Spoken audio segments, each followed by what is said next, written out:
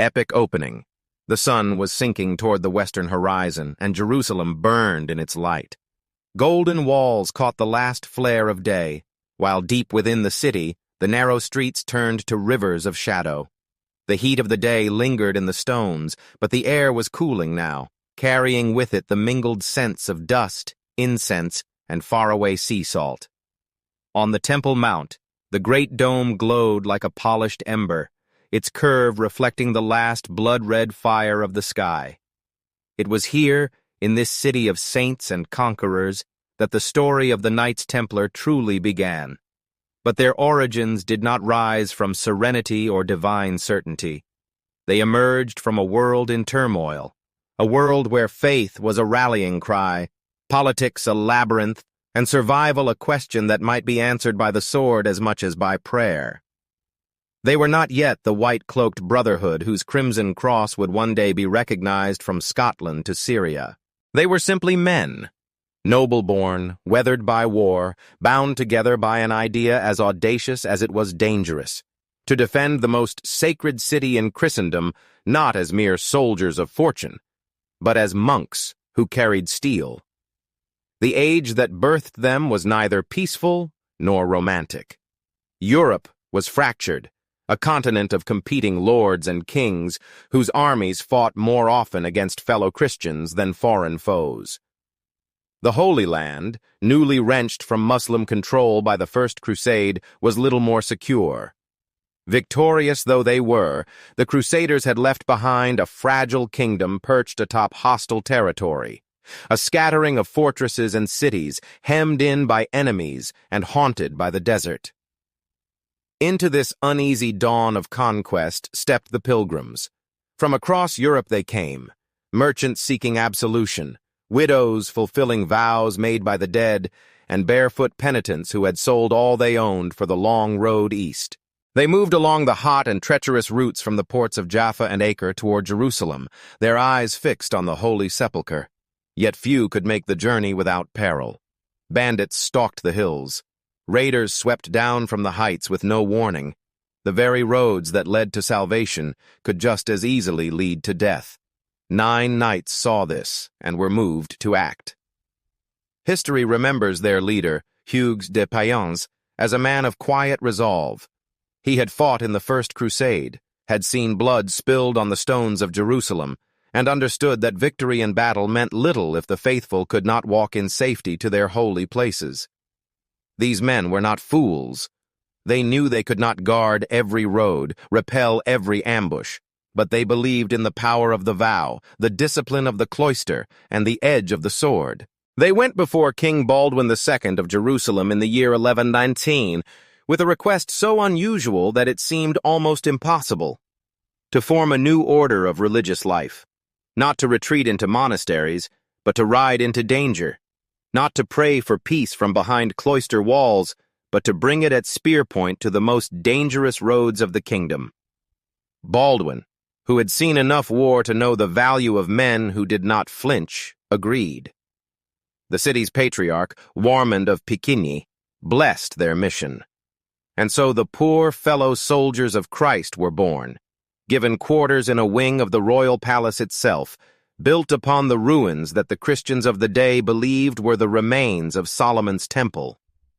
From that place, they took the name that would one day echo in legend and suspicion alike: the Knights of the Temple, the Templars. They began with almost nothing. Their seal would one day show 2 knights sharing one horse, a reminder of their meager beginnings. Their armor was mismatched, their cloaks plain. They lived on alms and the charity of those who believed in their cause. And yet, from the very first rides out along the road to Jaffa, they carried with them something more potent than wealth, a unity of purpose that blurred the lines between monk and warrior. Still, not everyone looked on them with approval. To some, their very existence was a contradiction: holy men who bore arms, soldiers who took vows of poverty and chastity. The church had never sanctioned such a thing before. Monks were to be men of peace. Knights were creatures of war. To merge the two was to invite questions that could not be answered easily.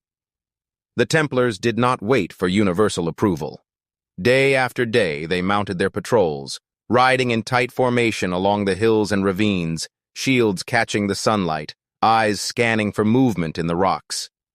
They learned the lay of the land, the scent of an ambush, the whispers of rumor from the villages. Pilgrims began to feel safer when they saw the flash of steel and the plain white cloaks, even before the Red Cross became their symbol. And in the shadows of the Temple Mount, the seed of something far larger was taking root. It would take years, and the voice of one of Christendom's most powerful abbots, to bring them from the fringes of a precarious kingdom into the heart of European power.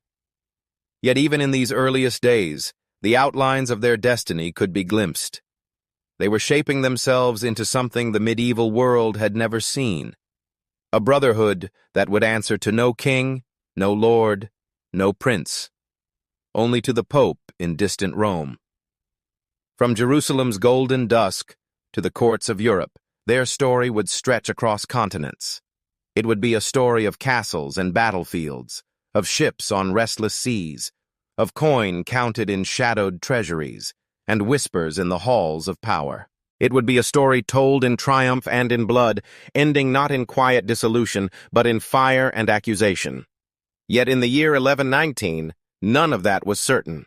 The world knew only that a small band of knights had bound themselves together beneath the name of Christ and the memory of Solomon's temple. The streets of Jerusalem had seen such vows before, but rarely from men who intended to keep them on horseback, in armor, and with swords unsheathed. And as the sun vanished beyond the walls, the city cooled under a rising night. Somewhere in the palace, the new brothers of the temple prepared for another ride at dawn. Their purpose was clear, their faith unshaken. The road ahead, though, would be long, and the path of glory, as history would prove, can lead as easily to the scaffold as to the throne. To understand how 9 knights in a distant, fragile kingdom could rise to such renown, one must first turn back to the fractured continent that sent them, a Europe whose restless lords, fervent faith, and simmering rivalries were the forge in which their order was conceived. Europe. Before the Crusades. The Europe of the late 11th century was a land of contrasts, a patchwork of kingdoms, principalities, and duchies stitched together by fragile oaths and the constant threat of war. From the rocky highlands of Scotland to the sunlit vineyards of Aquitaine, from the icy fjords of Norway to the bustling markets of Lombardy, the continent pulsed with both restlessness and ambition. But beneath its variety lay a common reality: instability. Feudalism was the backbone of political order, a web of personal loyalty between lord and vassal, each bound by the promise of protection in exchange for service. Yet this system was as brittle as it was binding. Lords warred with one another over land and honor.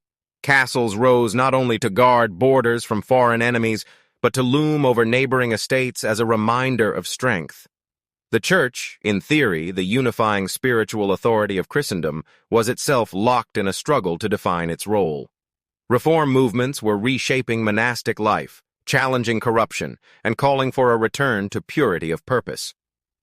Pilgrimages to sacred sites, Rome, Santiago de Compostela, and above all, Jerusalem, were increasingly popular among both nobles and commoners. These journeys promised penance for sin and a taste of adventure in a dangerous world. Yet for all the piety, violence simmered just below the surface. Knights, trained for war since boyhood, often turned their swords on fellow Christians in petty feuds.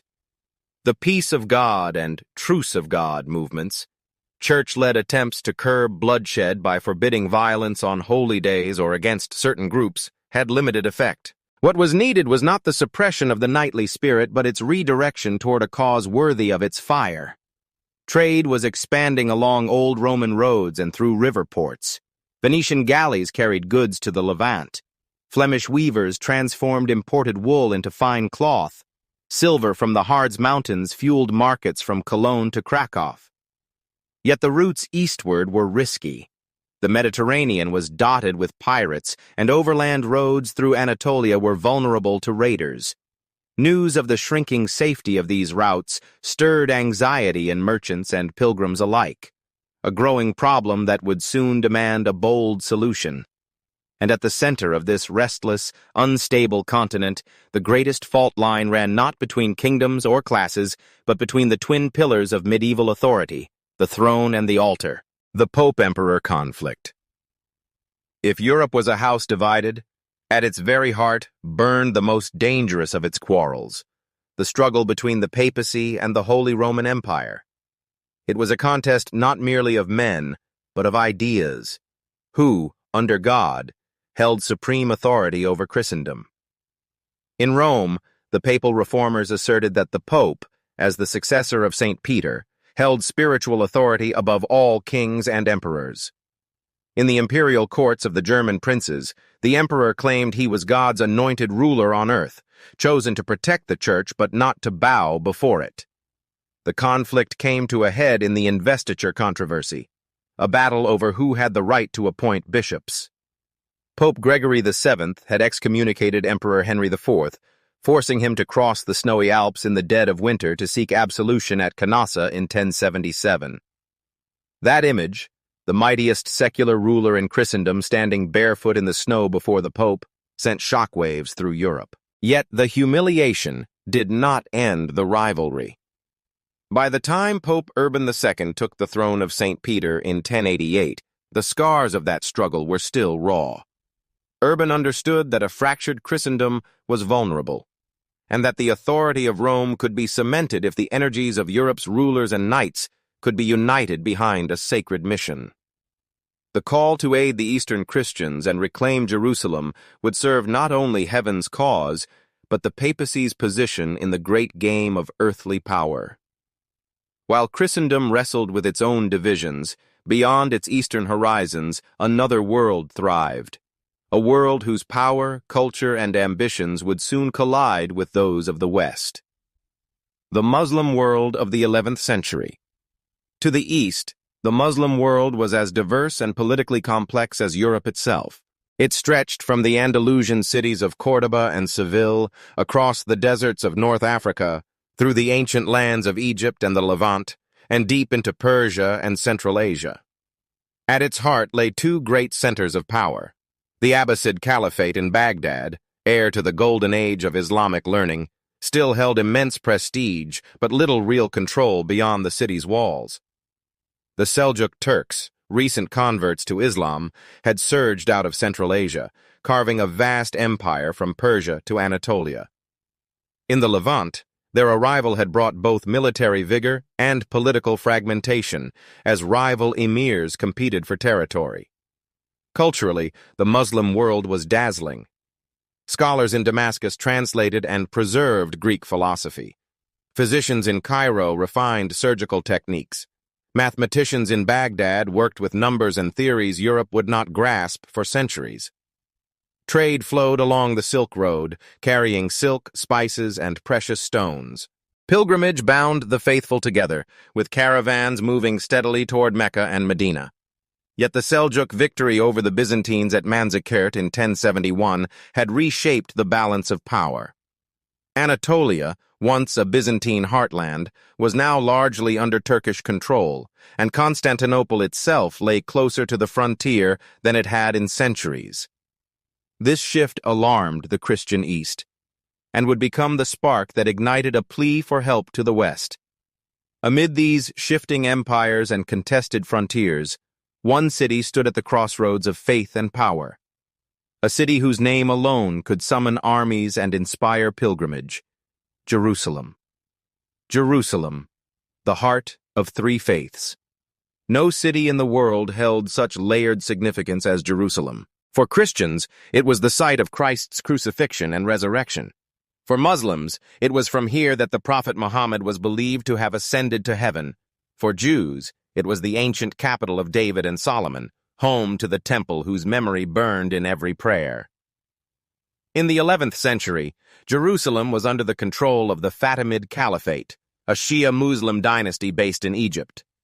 While Christian pilgrims were generally allowed entry, their journey was perilous, and occasional outbreaks of hostility reminded all that this was a city of contested devotion. The holy places stood surrounded by towering walls, their gates watched day and night by armed guards. Markets bustled with goods from every corner of the known world: olive oil from Galilee, incense from Arabia, silks from Persia, glassware from Syria. The narrow streets rang with the calls of merchants in Arabic, Greek, Latin, and Hebrew. Yet behind the commerce lay an undercurrent of tension, for Jerusalem's sacred status made it a prize in every war and a bargaining chip in every alliance. When news reached Europe that Christian pilgrims had been harassed, taxed heavily, or even attacked on the road, outrage mingled with sorrow. The city's symbolic weight was such that its fate could stir the hearts of men who had never seen it, compelling them to risk everything for the chance to kneel at the Church of the Holy Sepulchre. It was against this backdrop of sacred longing and rising tension that a plea for aid would cross continents, carrying Jerusalem's troubles into the very heart of Europe, and into the hands of a pope ready to turn devotion into a call to arms. The call of Pope Urban II, 1095. The spark came in the autumn of 1095, when envoys from Byzantine Emperor Alexios I Komnenos arrived in Rome with a desperate appeal. Help us drive back the Seljuks, who threaten the very walls of Constantinople. Pope Urban II saw at once the opportunity to aid fellow Christians in the East, to reassert papal leadership, and to offer Europe's restless knights a higher purpose than fratricidal war. That November, in the French city of Clermont, Urban stood before a sea of clergy, nobles, and commoners. His words rose over the cold air like the tolling of a great bell, a call to arms, to pilgrimage, to liberation. He spoke of the suffering of Eastern Christians, the desecration of holy sites, and the glory of serving God with sword in hand. He promised absolution of sins for all who took the cross and journeyed to Jerusalem. The reaction was immediate and electric. Cries of Deus vult! God wills it! Erupted from the crowd. Men tore strips from their garments to form makeshift crosses, pinning them to their shoulders as a badge of their vow. Within months, Europe would see the largest armed movement it had known in centuries, a tide of humanity flowing eastward, toward a city that had stood at the crossroads of faith for millennia. In that moment at Clermont, the destinies of Europe and the Middle East were bound together, setting in motion an age of crusades, conquests, and cultural exchanges that would reshape the medieval world. Thus, when the echoes of Clermont rolled across the hills and valleys of Europe, they became more than a memory. They became marching orders, carried on the lips of preachers, whispered in the halls of nobles, and shouted in the marketplaces, until the call turned into movement. The First Crusade unfolds, 1096 to 1099. The cry of Deus vult had barely faded from the fields of Clermont before it began to echo across Europe. In castles and villages, on market roads, and in cloisters, the news spread. The Pope had called for a holy march to liberate Jerusalem. For some, it was a summons from God himself. For others, it was the promise of adventure, fortune, or escape from debts and feuds. Whatever the reason, by the spring of 1096, the movement had taken on a life of its own. The first to set out were not kings or seasoned commanders, but waves of common folk led by fiery preachers like Peter the Hermit. This People's Crusade, tens of thousands of peasants, craftsmen, women, and children, marched eastward with zeal but little preparation. They crossed the Rhine, moving through Hungary and into Byzantine lands, but their enthusiasm could not shield them from hunger, disease, or the disciplined lances of the Seljuk Turks. Most would perish before even reaching the Holy Land. In the autumn, the true armies of the Crusade assembled. Princes and nobles from across Europe answered the call. Raymond IV of Toulouse, Godfrey of Bouillon with his brother Baldwin, Bohemond of Taranto, and his nephew Tancred, Hugh of Vermandois, Robert of Flanders. They came not as a single force under one banner, but as rival contingents united only by the cross, stitched to their tunics. The Byzantine Emperor Alexios III welcomed them in Constantinople, extracting oaths of loyalty and a promise to return captured lands. Then, with cautious alliance sealed, the Crusaders crossed the Bosporus into Asia Minor. The journey was merciless. Summer heat baked the Anatolian plains, and water was scarcer than enemy arrows. Yet the Crusaders scored a decisive victory at the Siege of Nicaea in 1097, forcing the city's surrender to the Byzantines. From there, they pushed east, meeting the Seljuks in open battle at Dorylaeum, a clash that saw Christian forces nearly overwhelmed before rallying in a counterattack that broke the enemy lines. Through mountains and deserts they marched, carving a bloody path to Antioch. The siege of that great city would become a test of endurance that bordered on madness. For months they starved, boiling leather for broth until betrayal from within opened the gates. Yet scarcely had they taken Antioch when a massive Muslim relief army arrived, encircling the Crusaders in turn. It was here that visions and relics, most famously the supposed discovery of the Holy Lance, rekindled their will to fight. Against the odds, they charged out and shattered the enemy host. In the summer of 1099, the survivors, gaunt, sun-scorched, and few in number, reached Jerusalem.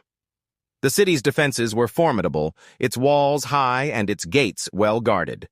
Ladders and siege towers were hauled into place, while priests led barefoot processions around the city's perimeter, chanting prayers and psalms.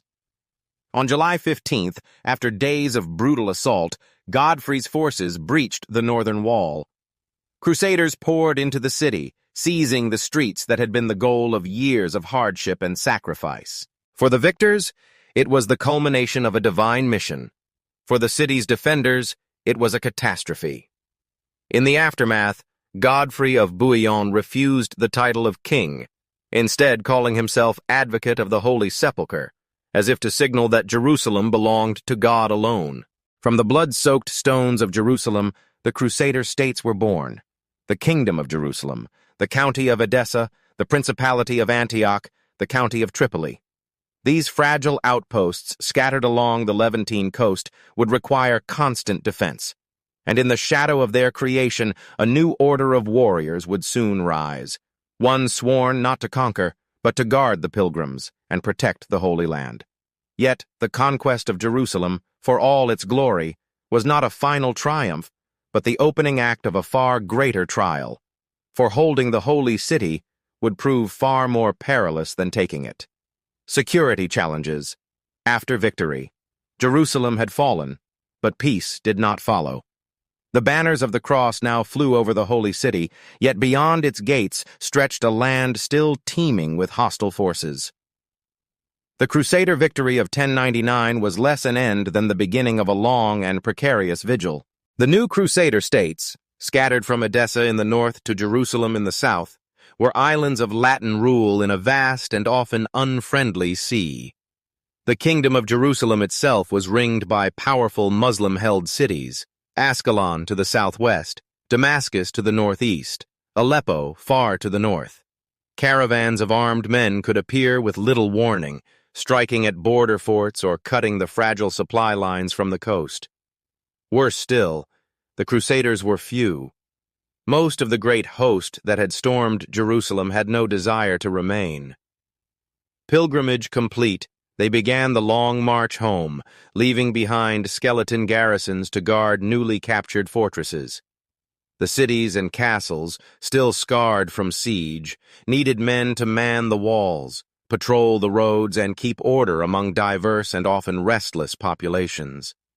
Pilgrims from Europe continued to arrive, driven by devotion to walk the streets of Christ and kneel at the Holy Sepulchre. But the road from the ports at Jaffa or Acre to Jerusalem was perilous. Bandits, deserters, and small raiding parties haunted the hills and wadis, preying on the unarmed. Many pilgrims never reached the city. Others arrived stripped of possessions, their journey ending in fear rather than joy. For the rulers of the Latin East, the problem was clear. Victories on the battlefield meant little if the Holy Land itself could not be made safe. Out of this fragile and dangerous landscape, the need arose for a force unlike any Europe had known. Warriors bound not by feudal loyalty, but by vows as solemn as those of monks. Men who would fight not for plunder, but for protection. Soon, their white mantles would bear a red cross, and their name would be spoken with reverence and fear: the Knights Templar. And so, in the uneasy years that followed the conquest, when the cross flew over Jerusalem but danger still ruled its roads, a new kind of knight began to take shape. Hugues de Payens and the VIII, founding knights, 1119. The years after the First Crusade were years of uneasy triumph. The kingdom of Jerusalem had been born in blood and oath, but its borders were drawn in sand. Beyond the walls of its cities, danger was constant. Raiders haunting the caravan routes, ambushes on lonely stretches of road, sudden attacks from rival lords and hostile tribes. Victory had been won, but peace was a fragile thing. It was in this tense atmosphere, in the year 1119, that a French knight named Hugues de Payens stepped into history. A man of Champagne, seasoned by the long marches and sieges of the Crusader years, Hugues had seen both the glory and the fragility of the Christian hold on the Holy Land. He knew that fortresses and armies could guard cities, but the lifeblood of the kingdom, pilgrims, traveled unprotected across vast, empty miles. Their arrival was more than a matter of piety. Pilgrims brought coin, trade, and the visible proof that Jerusalem was open to the faithful. Without them, the kingdom's soul would wither. Hugues was no king, no great prince, but he possessed the rarer gift of a man who could see a need and shape a brotherhood to meet it. He gathered 8 companions, all knights bound by vows of loyalty and faith. Their names, Godfrey de Saint-Omer, Payen de Montdidier, André de Montbard, Geoffroy Bizol, Archambault de Saint-Amand, and others whose fame would grow, would be remembered not for their titles, but for the mission they swore to undertake. They pledged themselves to a simple, perilous task: to defend pilgrims on the roads of the Holy Land, to escort them through passes where death lurked in the dust, and to hold those roads as steadfastly as a castle wall. But they were not mercenaries.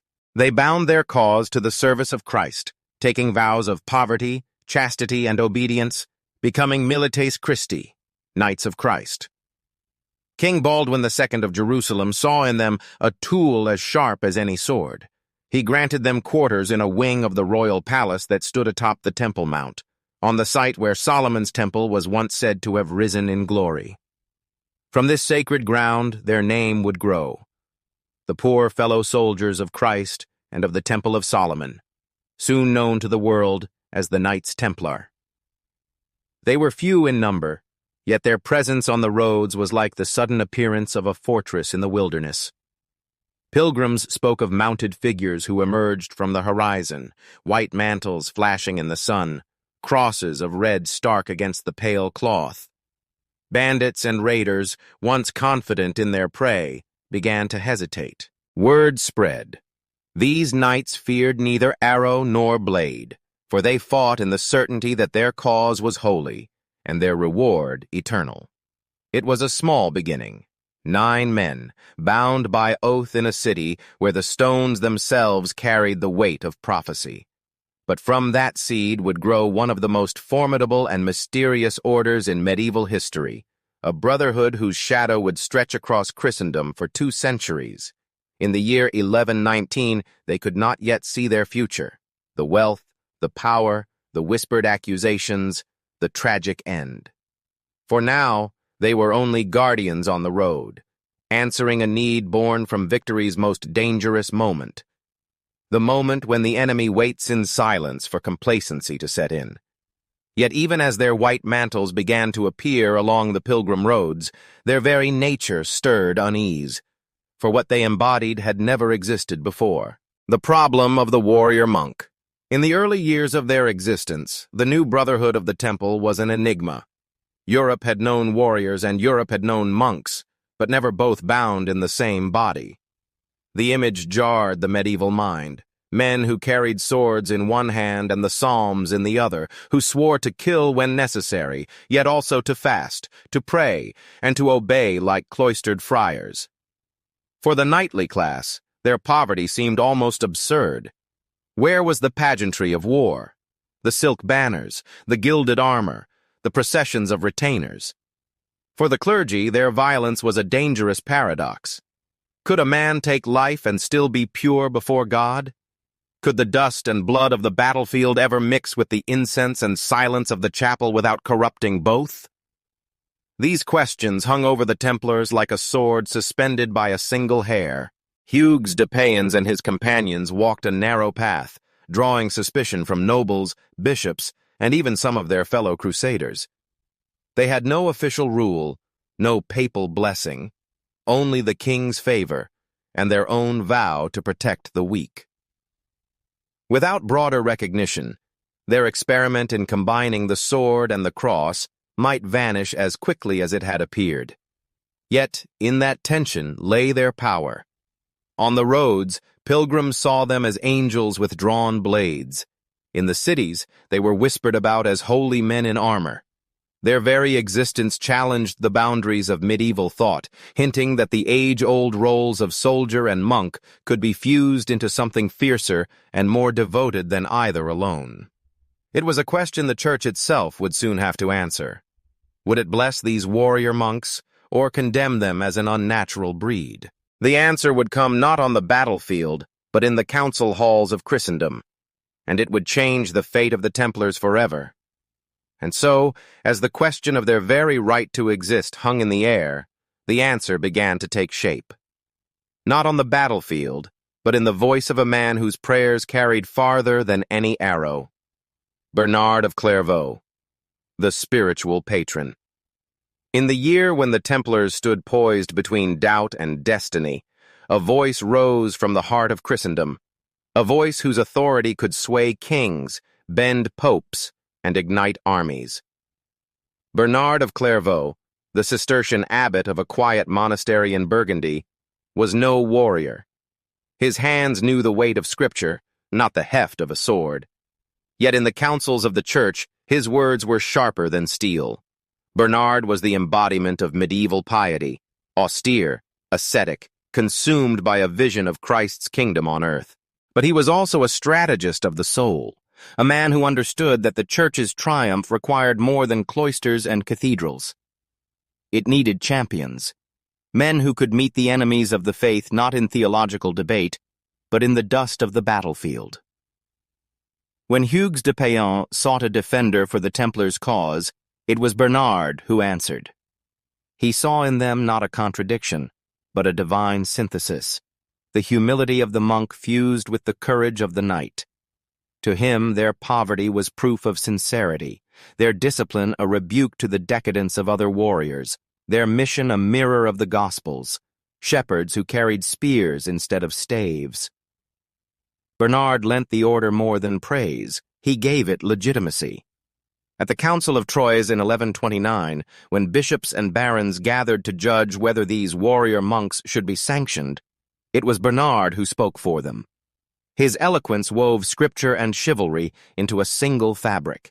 In his famous treatise De Laude Novae Militia, in praise of the new knighthood, he painted the Templars as the very ideal of Christian soldiery.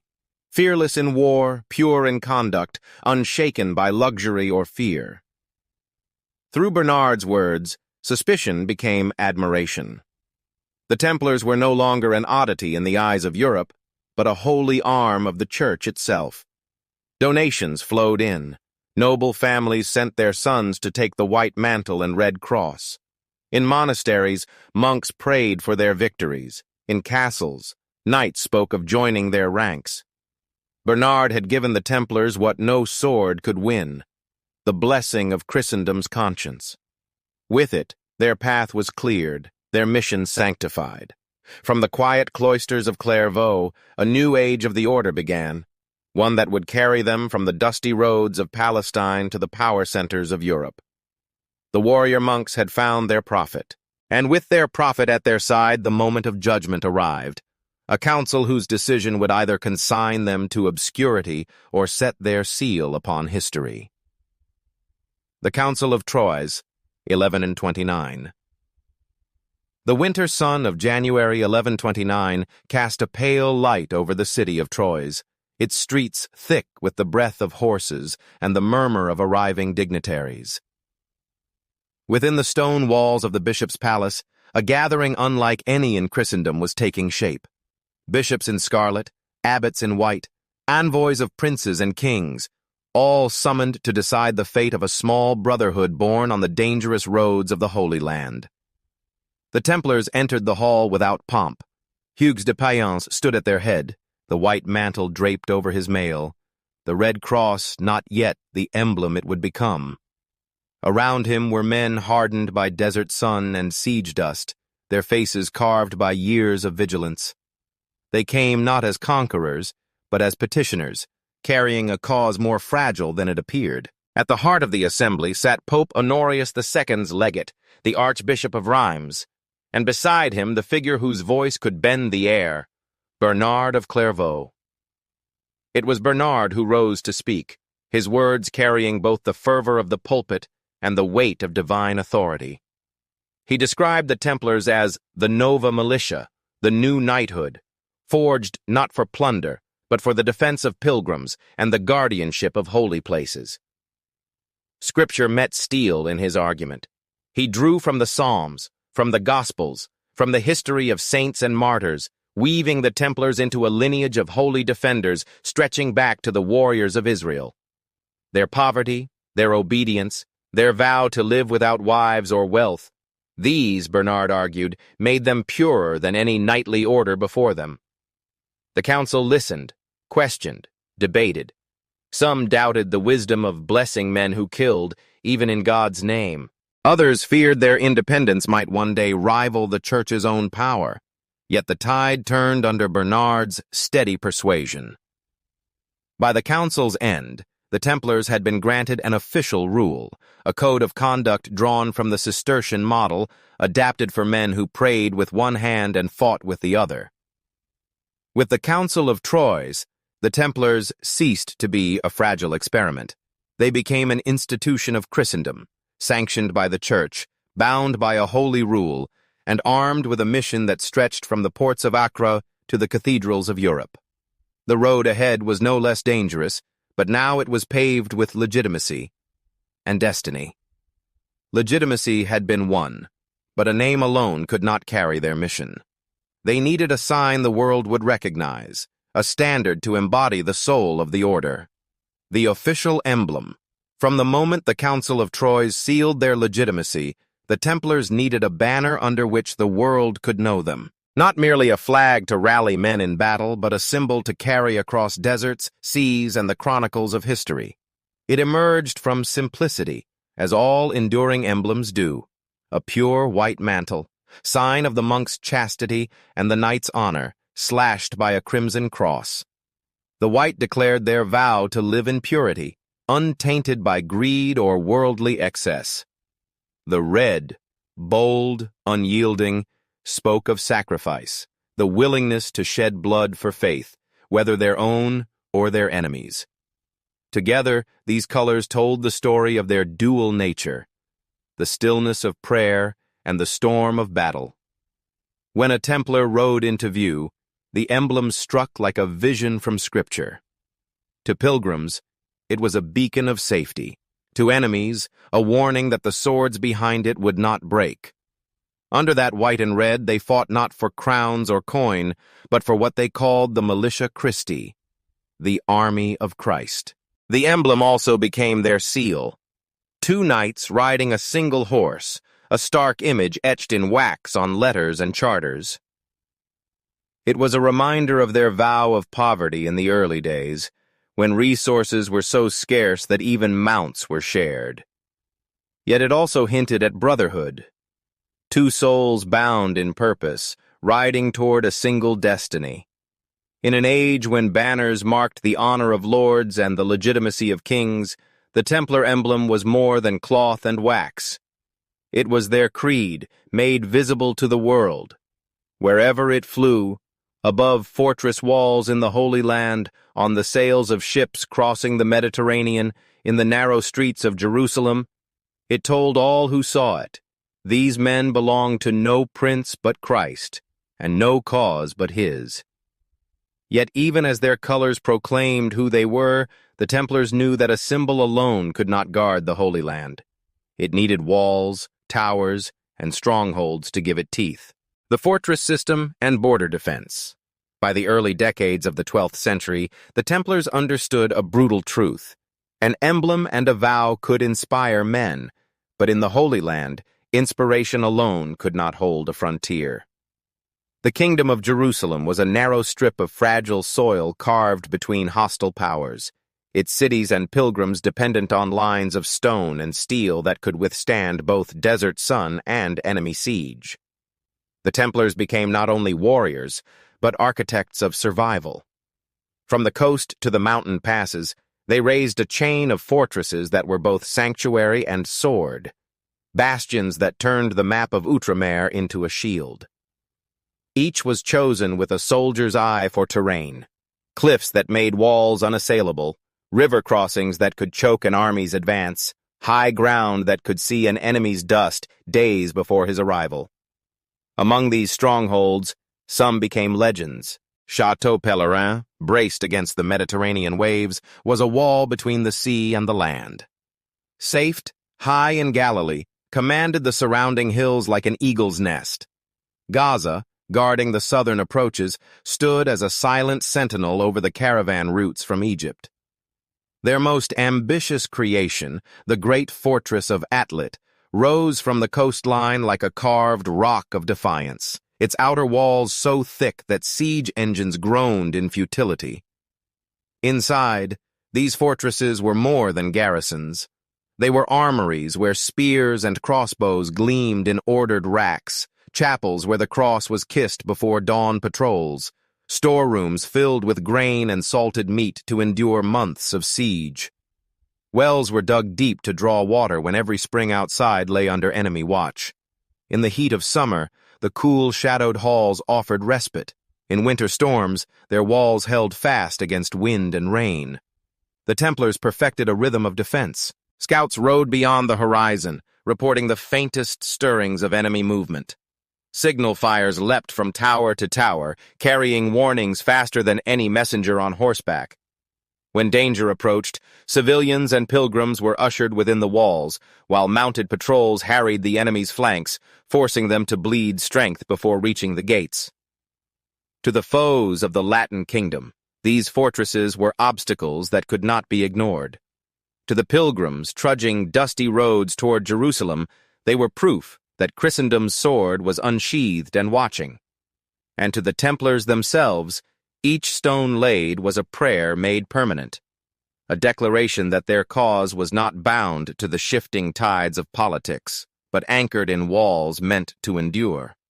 From the ramparts of these citadels, one could see more than the landscape. One could see the delicate balance on which the Holy Land rested. A thin line of men and stone holding back the tide, their white mantles snapping in the wind, the red cross bright against the pale sky. The emblem had given them an identity. The fortresses gave them permanence. And together they forged the bulwark on which the fate of kingdoms would rest. But stone walls, no matter how strong, were only half the answer. For beyond those gates lay open ground where the fate of kingdoms would be decided in the clash of men and steel. Battlefield tactics. The Templars knew that walls could hold a frontier, but walls alone could not win a war. The desert wind carried more than the scent of dust. It brought the hoofbeats of enemy cavalry, the drumbeat of advancing armies, and the knowledge that every open plain could become a killing ground. To survive in the Holy Land, the Templars had to master not just defense, but the deadly dance of the battlefield. They were unlike the feudal levies of Europe, who fought for a season and returned to their fields. The Templars lived in the saddle, their bodies hardened by years of relentless training. Each brother knew that his life was bound to the man beside him. Their discipline was their greatest weapon. When the horn sounded, the Templar formation moved like a living machine.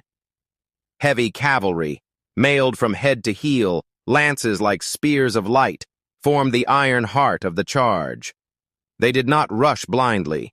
They advanced in silence, shields interlocked, hooves pounding in perfect rhythm. Then, at the command, the lances dropped as one, and the line surged forward in an unstoppable wave. Their tactic was simple in design but devastating in execution. Break the enemy's line with the shock of the charge, then exploit the chaos with relentless pursuit. The knights themselves were the hammer, but the sergeants and light cavalry played the anvil, flanking, encircling, cutting off retreat. In this, the Templars married European heavy cavalry traditions with the swifter, more fluid style of warfare they had learned from their Muslim foes. Discipline was absolute. A Templar charge could not be broken by fear or impulse. No man turned to chase a fleeing enemy until the marshal's horn gave the signal. They fought in ordered ranks, ignoring the temptation of glory for the certainty of victory. Many times this discipline saved them from ambush, for they knew the desert was full of traps set by commanders who valued guile over brute force. Even in retreat, the Templars turned defeat into a weapon. A small rearguard, sworn to fight to the last, would hold a pass or a bridge so that the main force could withdraw in order. To the enemy, these men seemed carved from the very rock they defended, buying precious hours with their blood. And yet, for all their skill, the Templars knew the battlefield was never theirs alone. They coordinated with other orders, with baronial levies, and with the king's own household knights. When the White Mantle and Red Cross rode at the center of the line, allies found courage, and enemies found fear. From the dusty plains of Ascalon to the stony hills of Antioch, their tactics became legend. Chroniclers wrote not only of their victories, but of the strange, unyielding calm in their ranks, the sense that these men were not driven by rage or greed, but by an oath deeper than life itself. It was this blend of precision, discipline, and controlled ferocity that allowed a few hundred Templars to stand against armies many times their size. On the field, as on the walls of their fortresses, they became what their emblem promised: a force unbroken, a cross that did not yield before the crescent. And so, the discipline that had made them unshakable on the open field would be tested and immortalized in the crucible of battles that would define the fate of the Holy Land. Notable battles. Through the 12th and 13th centuries, the Red Cross of the Temple was carried into some of the most desperate clashes of the Crusader states. Their history on the battlefield was not a string of easy triumphs, but a tapestry woven with both glory and tragedy. Moments when their discipline turned the tide, and others when even their iron resolve could not withstand the storm. The Battle of Montgisard, 1177. The autumn sun burned low over the coastal plains near Ramla when Saladin's army, tens of thousands strong, swept north toward Jerusalem. The kingdom's forces were scattered, its king, Baldwin IV, the leper king, gravely ill. Yet against all counsel, Baldwin rode to meet the enemy, accompanied by barely 500 knights, among them the Templars. The chronicles speak of that morning as if heaven itself favored the charge. The Templars formed the vanguard, lances gleaming, and thundered into the heart of the Ayyubid host. Surprised and compressed against the marshes, Saladin's forces broke in panic. What should have been the fall of Jerusalem became a staggering Christian victory, and the Templars' reputation as the shock troops of the kingdom was sealed in blood and dust. The Battle of Hattin, 1187. A decade later, fortune turned. The summer of 1187 was cruelly hot, and Saladin's armies moved with calculated precision. Lured from their strongholds, the Crusader host, burdened with heavy armor and short of water, was encircled near the horns of Hattin. The Templars fought at the front, holding their formation as the heat and arrows took their toll. Chroniclers wrote of the white mantles darkened with dust and blood, of knights who refused to yield even as the line crumbled. But discipline could not conjure water from the parched hills, nor break the encirclement. The Christian army was shattered, Jerusalem soon fell, and many Templars who survived the fighting were executed as enemies beyond ransom. Hatton was more than a defeat. It was a wound to the soul of Outremer. And yet, the order endured, its surviving brothers returning to the field as soon as new forces arrived from the west. The Siege of Acre, 1189 to 1191. Acre became the crucible of the Third Crusade. For nearly 2 years, the city's walls stood between the Crusaders and the reclamation of the coast. The Templars established a fortified camp, their banner visible to both friend and foe. Assaults were relentless, siege towers rumbling toward the walls, sappers clawing at the foundations, naval blockades choking the harbor. The Templars fought on the ramparts, in the tunnels, and in the dust-choked breaches. When Richard the Lionheart finally arrived, the momentum shifted. The city fell, and once again the Templars found themselves guardians of a key gateway to the Holy Land. The Battle of La Fourby, 1244. If Hatton had been a disaster, La Fourby was a catastrophe. In 1244, the Templars joined forces with Hospitallers, Teutonic Knights, and allied Muslim contingents to face the Khwarezmian mercenaries allied with Egypt. The field was a flat expanse under a blazing sun. The first day was a brutal stalemate. The second saw the Christian line collapse under a coordinated onslaught. Surrounded, the Templars formed a final defensive ring, fighting until their numbers were almost entirely extinguished. Of the hundreds who rode into battle, only a handful returned. The order would never again wield the same strength in the Holy Land. The Siege of Acre, 1291. The end came where they had once triumphed. By 1291, Acre was the last major Crusader stronghold in the Levant. The Mamluk Sultan al-Ashraf Khalil brought overwhelming forces, his siege engines hurling stones that shattered towers and walls alike. The Templars held the most exposed quarter of the city. Day after day they repelled assaults, their white mantles torn and blackened by smoke. When the outer defenses finally fell, the order retreated to their massive sea-facing fortress. For days more they resisted, until the Mamluks undermined the walls and brought them crashing down. In the chaos, the surviving Templars made a last stand in the ruins. Chroniclers say that when the enemy breached the inner keep, the knights fought hand-to-hand in the dust and fire, their red crosses vanishing beneath the crush of steel. Acre was lost, and with it, the Crusader states. In each of these battles, whether in the surge of victory at Montgizar or the final defiance at Acre, the Templars embodied the paradox of their order. Warriors sworn to peace, wielding the sword in the name of the cross.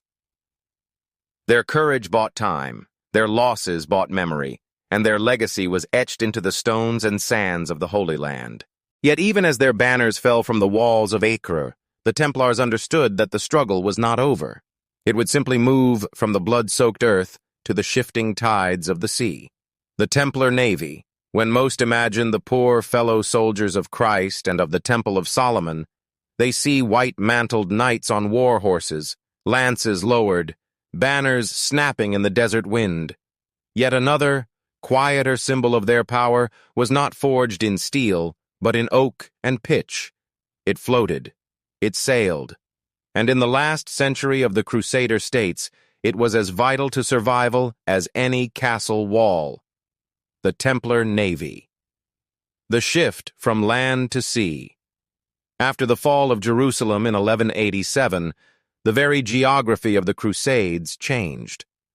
No longer could the Latin kingdom rely on a continuous belt of inland fortresses.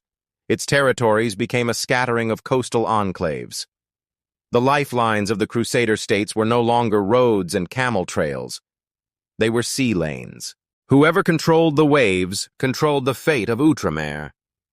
The Templars, never slow to adapt, began building and acquiring ships. What had once been a force designed for the shock of land combat now became a hybrid order, knights on horseback inland, and a disciplined naval arm offshore.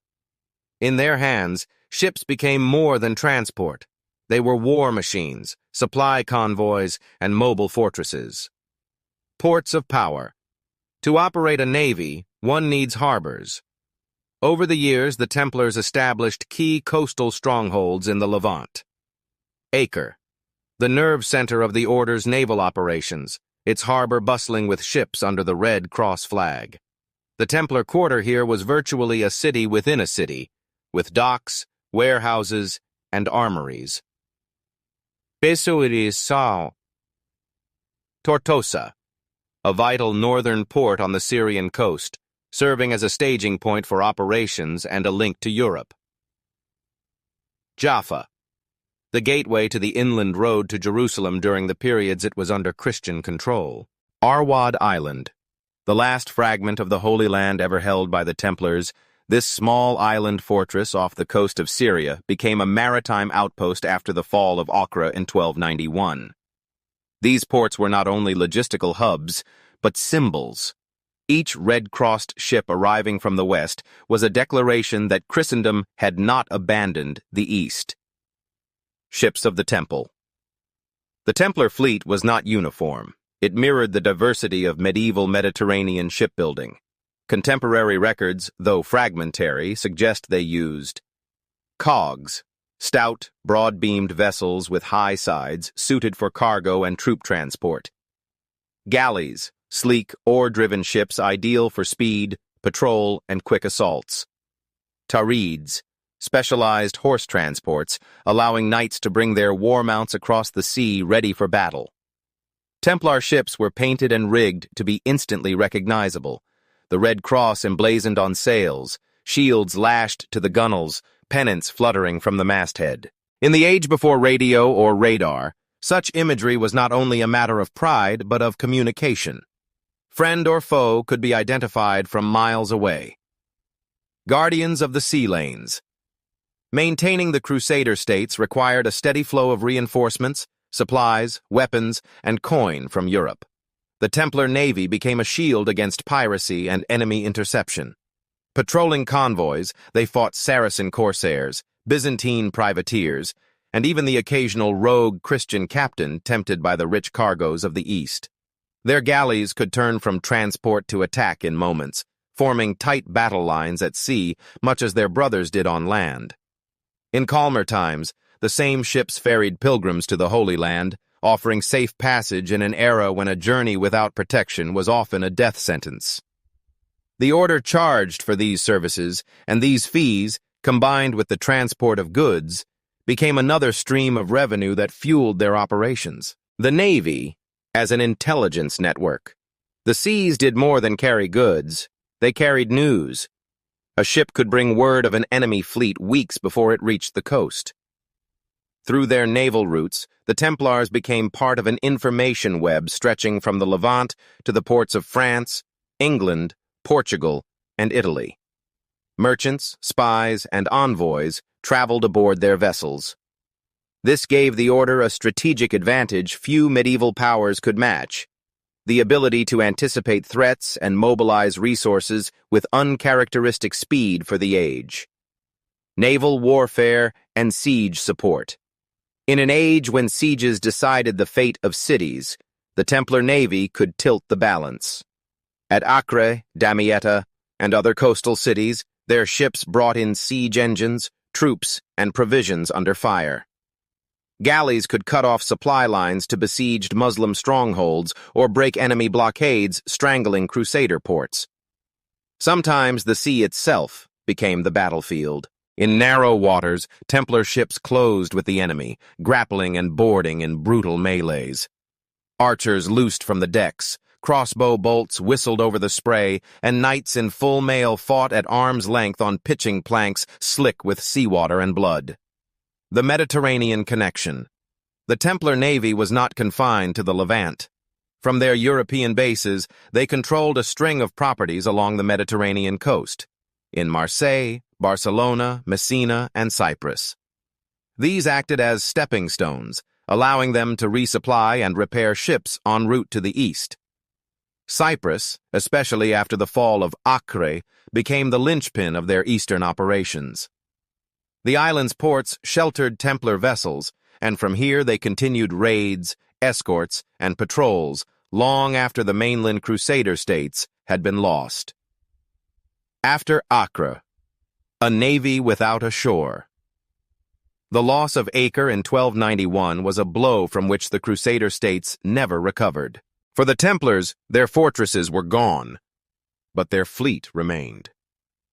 Operating from Cyprus and the fortress island of Arwad, they became raiders and guardians of the sea, striking at Mamluk-held ports, escorting merchants, and keeping alive the hope, however faint, of a return to the Holy Land. It was at Arwad in 1302-1303 that the Templars made their final stand in the east. The Mamluks, determined to sweep the last Latin foothold from the Levant, besieged the island. Cut off and outnumbered, the Templars fought with the same tenacity they had shown for 2 centuries. Eventually, under promise of safe conduct, they surrendered, only to see many of their number taken captive. With Arwad lost, the Templar Navy's eastern mission was effectively over. Legacy of the Templar Navy. Though often overshadowed by their land campaigns, the Templar Navy was one of the earliest examples of a sustained, organized Christian maritime force in the medieval Mediterranean. In many ways, they prefigured the naval orders and fleets of later centuries, from the Hospitallers' pirate-hunting squadrons based in Rhodes to the Portuguese caravels that would sail into the Atlantic. Their ships had been the arteries of the Crusader states, carrying not only weapons and warriors, but the very idea of Christendom's presence in the East. And when the land was lost, the sea became their last refuge, their last battlefield, and their last hope. Even in Dissolution, rumors persisted that some Templar ships had simply vanished, slipping away from Cyprus before the order's arrest in 1307, carrying treasure, archives, or even brothers into exile. Whether truth or legend, the image endures. A white sail on the horizon, a red cross snapping in the wind, the last ghost of the Temple's fleet sailing into history. And so, as their sails faded from the horizons of the Levant, the Templars turned their gaze to a different kind of battlefield, not of stone or surf, but of gold, trust, and the perilous roads of commerce. The problem of safeguarding pilgrims' wealth. In the centuries of the Crusades, the road to the Holy Land was more than a spiritual journey. It was a gauntlet. From the ports of Marseille and Venice, across the Mediterranean, through the alleys of Acre or Jaffa, and onward to Jerusalem, every pilgrim carried not just faith in their hearts, but a fortune in their saddlebags. Money was the silent, constant companion of the devout. Pilgrims needed it for ship passage, food, lodging, guides, alms, and offerings at the sacred sites. And yet the same silver and gold that bought shelter also drew wolves from every thicket. Highwaymen haunted the mountain passes. Pirates prowled the coasts. Corrupt officials, mercenary soldiers, and common thieves saw in the slow-moving, wide-eyed pilgrims an easy prey. The problem was not new. Since antiquity, travelers had struggled to move wealth over long distances. But the Crusades magnified the danger. The flow of Christians into the Levant became a tide, and with it came an economy of crime as well as piety. Here the Templars saw an opportunity and a duty. They had been founded to protect pilgrims along the roads of the Holy Land. But as their influence grew, so too did their vision. Protection could mean more than a sword arm at a dusty crossroads. It could mean making a pilgrim's purse invisible to thieves altogether. A new kind of security. The Templar solution was deceptively simple, yet revolutionary. A pilgrim arriving at a Templar preceptory in Paris or London could deposit their money there in exchange for a written note, a coded, authenticated document that the order alone could interpret. Carrying this instead of heavy coins, the traveler could cross the sea and the desert with nothing to tempt robbers. Upon reaching Acre, Jerusalem, or any Templar house along the route, the pilgrim would present the note. The brothers, using their network and their ciphered records, would pay out the value in local currency, minus a modest fee. The risk of theft on the road was reduced almost to nothing. It was more than a service. It was a pact of trust. To place your fortune in the hands of the temple was to believe in their discipline, their incorruptibility, and their reach. Few institutions in medieval Europe could inspire such confidence. Kings might fall, cities might burn, but the temple's white mantle and red cross signaled a stability that spanned continents, the beginning of something greater. This was the seed of the Templars' financial empire. What began as a way to shield pilgrims' silver from the cut-purse's blade would grow into a network of deposits, transfers, and loans that touched nearly every corner of Christendom. It would bind kings to the order not with vows, but with debt. And it would, in time, make the Templars as feared in the counting house as they were respected on the battlefield. In this way, the problem of safeguarding pilgrims' wealth became the foundation for a system centuries ahead of its time, a medieval precursor to international banking, born in the shadow of the cross and the sword. From safeguarding the humble purse of a pilgrim, it was only a short step, and an inevitable one, to guarding the treasuries of kings. Financial services for royalty. If pilgrims trusted the temple with their life savings, kings entrusted it with the very lifeblood of their realms. What began as a humble safeguard for travelers soon drew the gaze of Europe's monarchs, men who ruled armies and lands, but often found themselves desperate for coin. The Templars, with their network of preceptories stretching from the windswept coasts of Ireland to the sunburned fortresses of the Levant, possessed something no crown could match, a secure, disciplined, and incorruptible chain of vaults. Silver deposited in London could be drawn in Antioch without the king's treasurer ever touching the open road. It was an invisible artery of wealth, pulsing beneath the surface of medieval Christendom. Royal depositors' kings came not only as clients but as dependents. They stored their war chests in the temple's fortified treasuries, confident that no rebel baron, thieving chamberlain, or sudden coup could breach those stone walls. The white mantle and red cross guarded not just pilgrims on the road, but the very survival of kingdoms. In France, the Capetian monarchs used the temple as both banker and broker.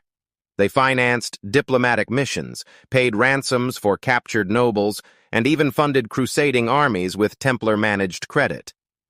In England, the Plantagenet kings relied on the temple's London headquarters on Fleet Street, where the order's discreet clerks could move money across borders faster than royal messengers could carry a seal. The crown in debt. But royal dependence came at a price. Kings who borrowed from the temple were bound by more than mere contracts. They were bound by honor and necessity. The Templars did not need to raise an army against a debtor king. The mere threat of freezing funds or halting transfers could cripple a campaign or stall the payment of mercenaries. It was a power few dared to challenge. Monarchs might rage at the order's discipline, but they returned again and again, drawn by the security, efficiency, and reach that no court treasury could replicate. From service to influence. Over time, these financial ties wove the temple into the very fabric of royal policy. A king planning a crusade consulted his generals, his bishops, and his Templar treasurer. Diplomatic envoys carried not only letters of state, but letters of credit issued under the seal of the two knights on a single horse. The Templars had become more than guardians of the faith.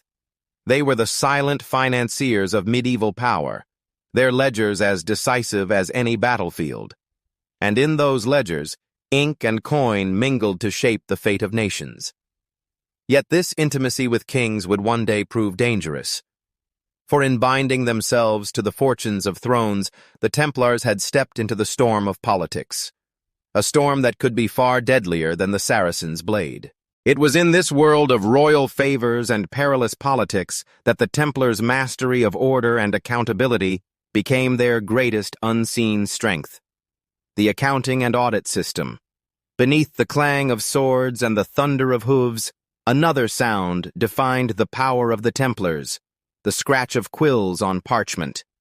Inside the quiet chambers of their commanderies, far from the dust of the battlefield, Rows of clerks in white mantles bent over ledgers thick with entries in precise, unwavering script.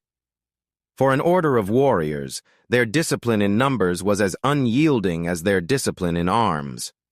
Every coin that passed through Templar hands, from a pilgrim's copper pennies to a king's golden florins, was recorded, cross-checked, and verified against multiple copies. These were not mere lists of deposits and withdrawals. They were lifelines of trust, binding the order to its clients across continents, a system without equal. Each preceptory kept its own books, but all were tied into a wider network. Ledgers were written in standardized formats, so that a clerk in Paris could read the accounts of a fortress in Acre as easily as his own. Regular audits were carried out by traveling inspectors, senior brothers who arrived without warning, keys and seals in hand, to open strongboxes and scrutinize every entry. Errors were rare, fraud rarer still. The rule of the temple allowed no private wealth. Any brother caught diverting funds faced expulsion and disgrace. For an organization that dealt in fortunes, this incorruptibility was both a shield and a weapon, proof to the world that their word was as strong as their walls. Secrecy and security. The Templars guarded not only coin, but information. Account books were treated as strategic assets, kept under lock and seal like military plans. Even kings could not demand to see them without cause.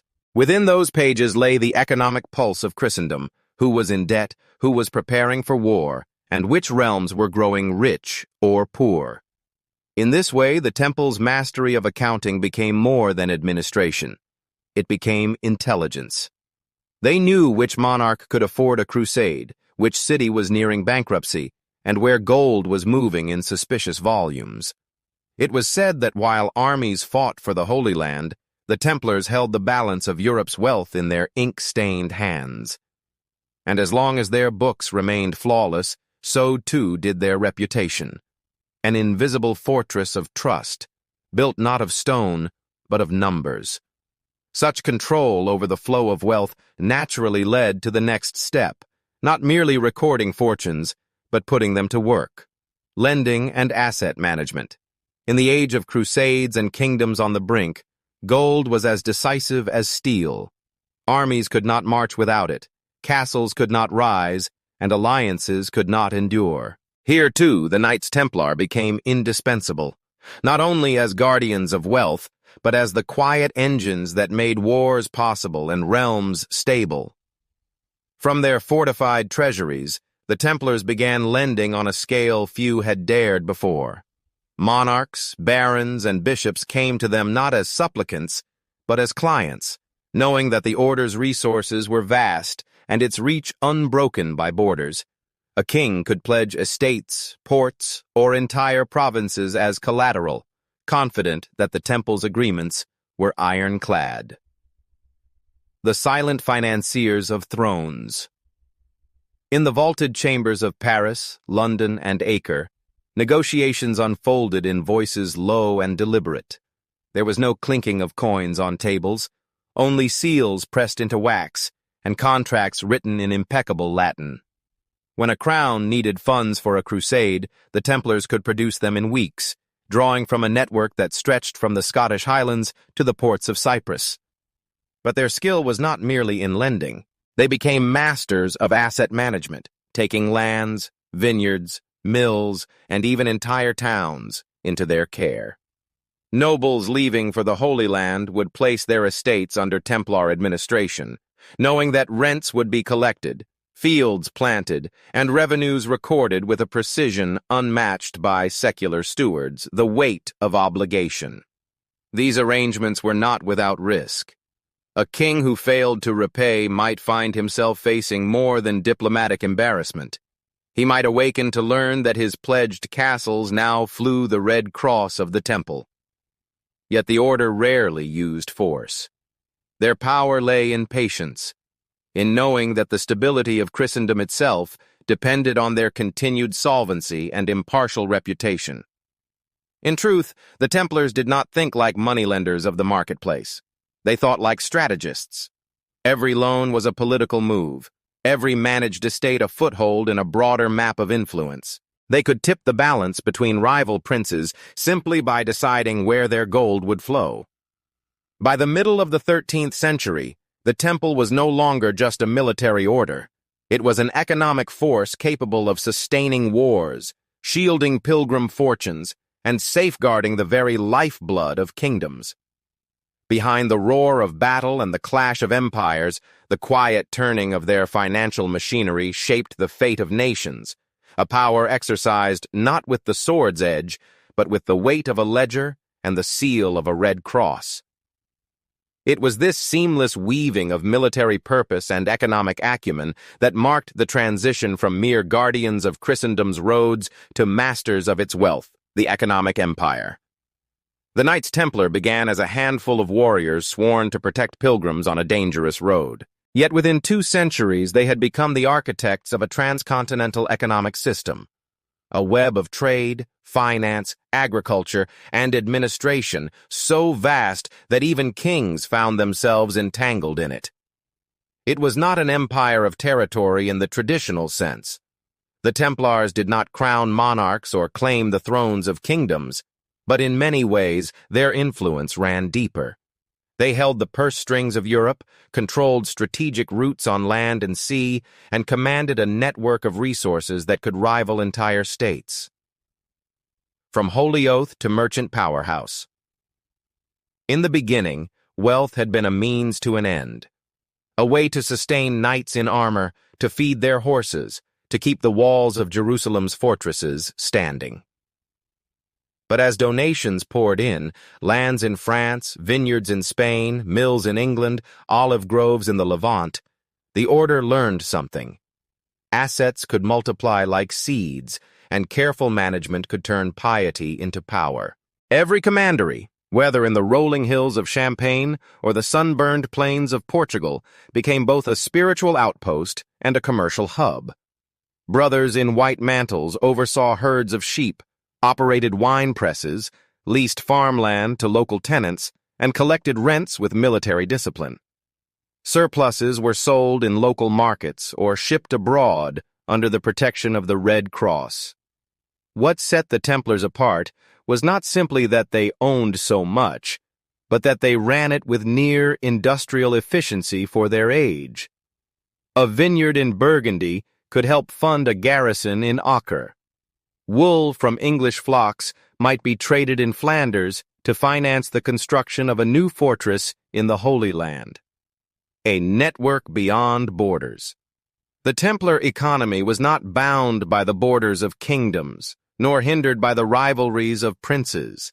Their rule answered only to the Pope, which meant their lands, ports, and treasuries were beyond the reach of secular taxation. This gave them an advantage that no merchant guild or noble estate could match. From the bustling ports of Marseille and La Rochelle to the fortified warehouses of Cyprus, goods flowed like lifeblood through their system. Grain caravans from the fertile valleys of the Rhône met spice shipments from the Levant.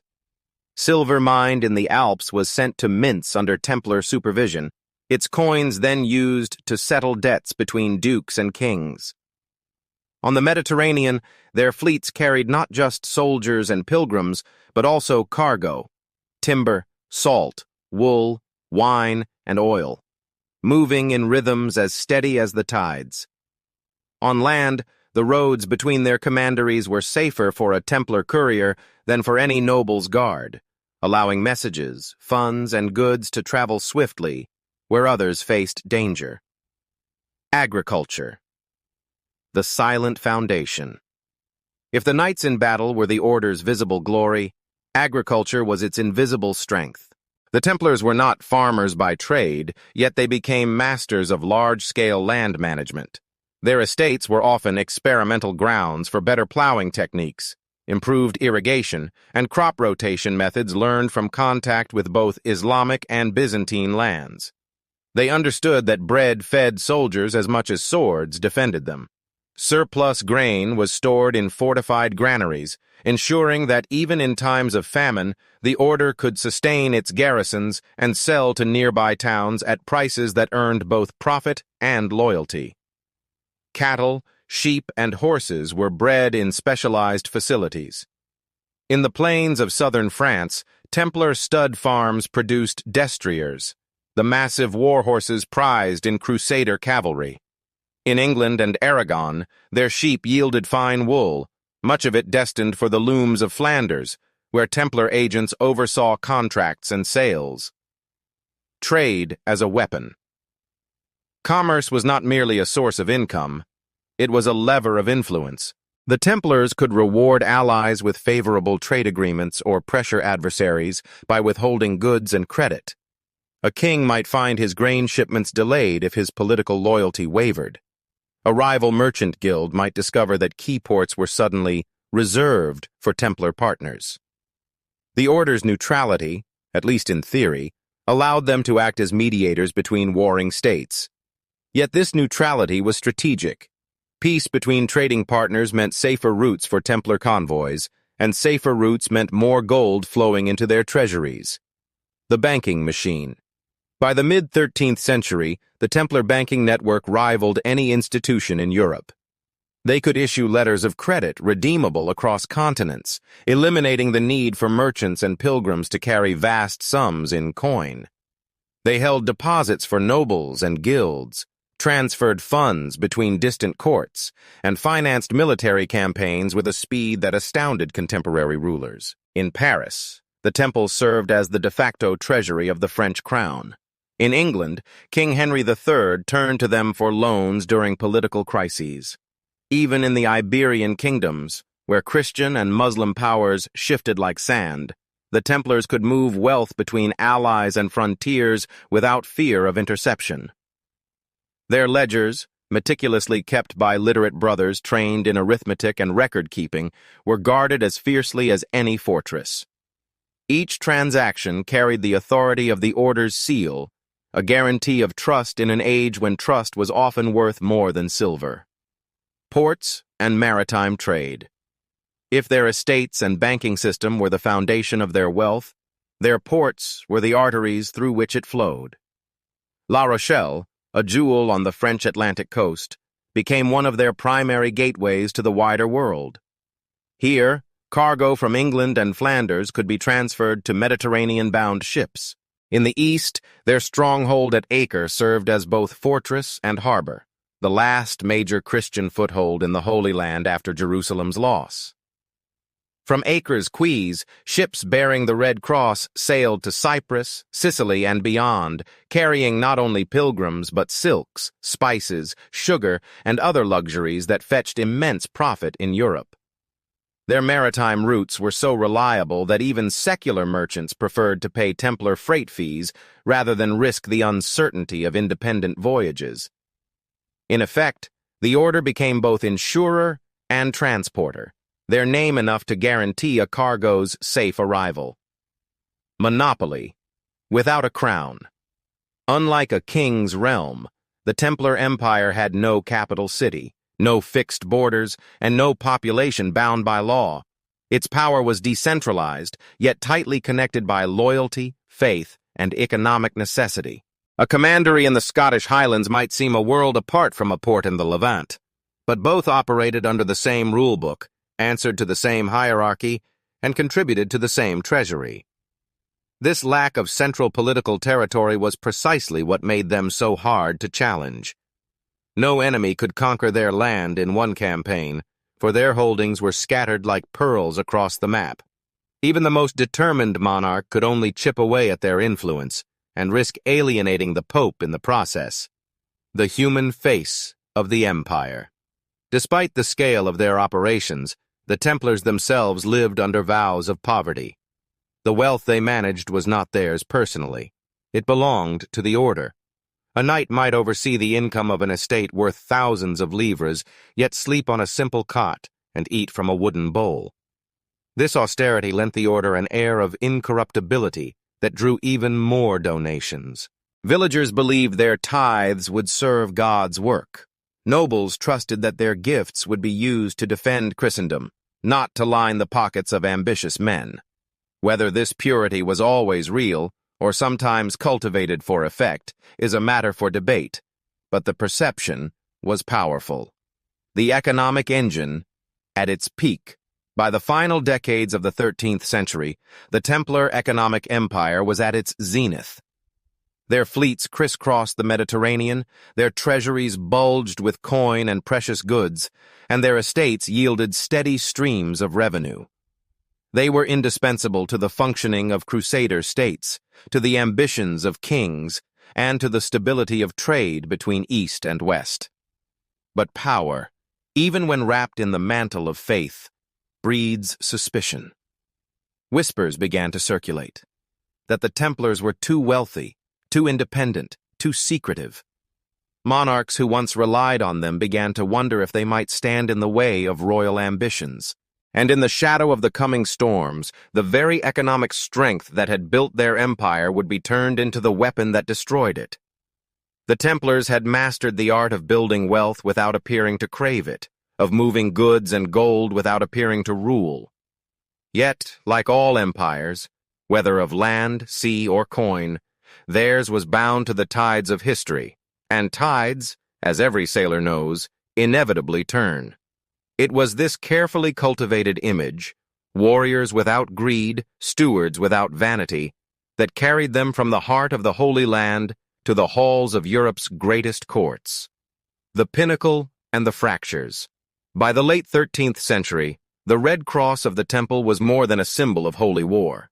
It was a seal of trust, a mark of authority, and in the eyes of friend and foe alike, an emblem of unmatched power. From the Scottish Highlands to the sun-scorched walls of Acre, from the vineyards of Burgundy to the spice markets of Cyprus, the Templars stood at the summit of influence. They commanded armies, fleets, treasuries, and estates that outstripped those of most kingdoms.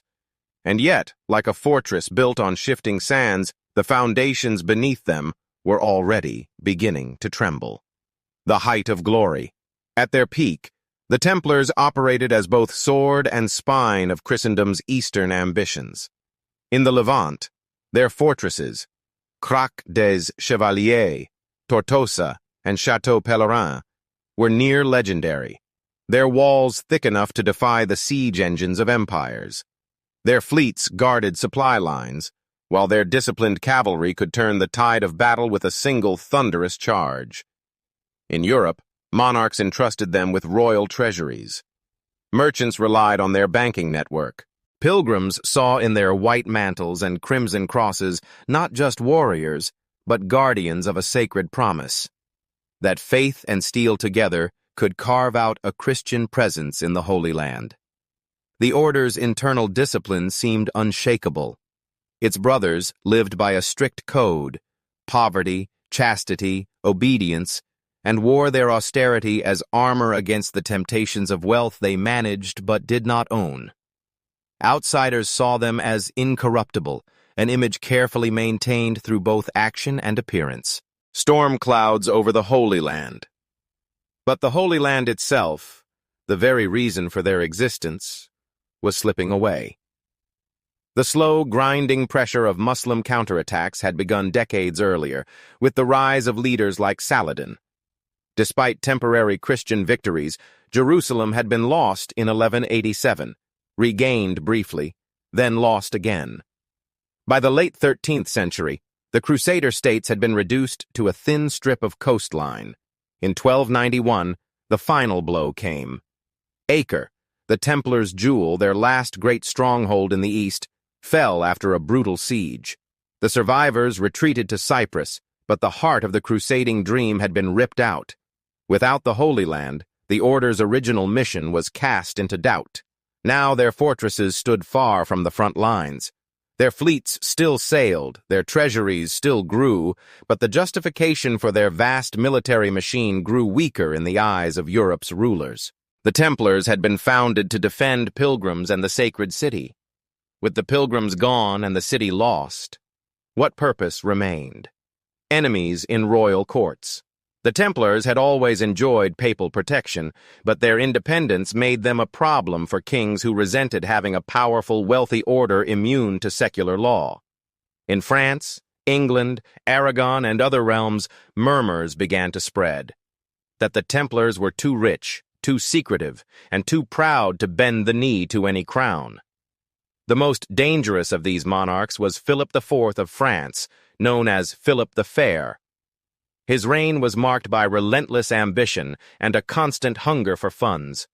France's wars, court extravagance, and political maneuvers had drained the royal treasury, and the Temple's wealth glittered like a prize within arm's reach, if only he could find a way to claim it. At the same time, the Templars' banking role, once their greatest strength, became a weapon in their enemies' hands. They were creditors to kings and lords, but debt can breed resentment as easily as loyalty. For some rulers, the order's ledgers were chains as binding as iron. Cracks within the order. The Templars themselves were not immune to strain. While the rule demanded humility and unity, the loss of the Holy Land and the shift toward financial operations changed the character of the order. Younger recruits, born long after Jerusalem's fall, sometimes saw the temple less as a sacred military mission and more as a path to influence and security. Furthermore, competition with the Knights Hospitaller, their fellow military order, sharpened into rivalry. The Hospitallers, who had also retreated from the Holy Land, began to outshine the Templars in naval strength and in the eyes of some patrons. Rumors, some true, many fabricated, began to circulate about the Templars' secret rituals, their closed meetings, and their supposed arrogance.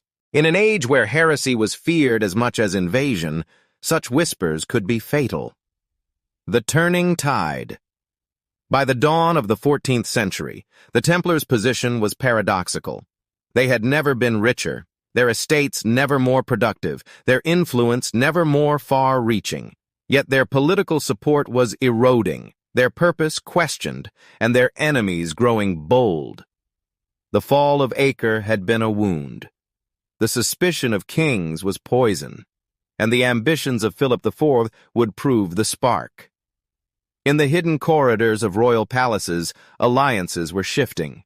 The Pope himself, Clement V, was under heavy French influence. Across Europe, monarchs were being persuaded, or pressured, to see the Templars not as guardians of Christendom, but as obstacles to royal authority, or worse, as a threat cloaked in sanctity.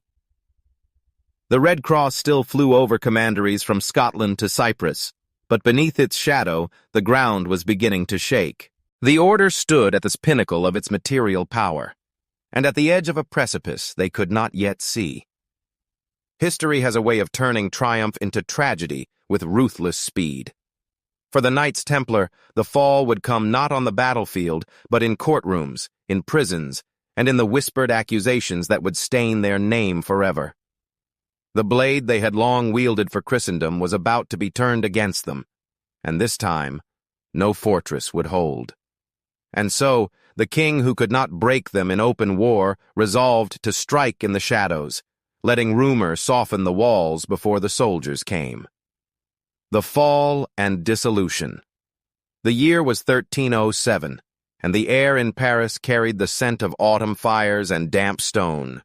In the great halls of the temple, the knights went about their routines, unaware that the walls themselves were closing in. For decades, their fortresses had been shields against Saracen armies, their ledgers the lifeblood of kings. Now, both sword and seal would be turned against them.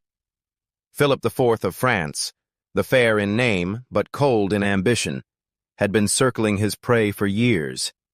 His debts to the Templars were vast, his coffers strained by war with England and the costly clash with Flanders.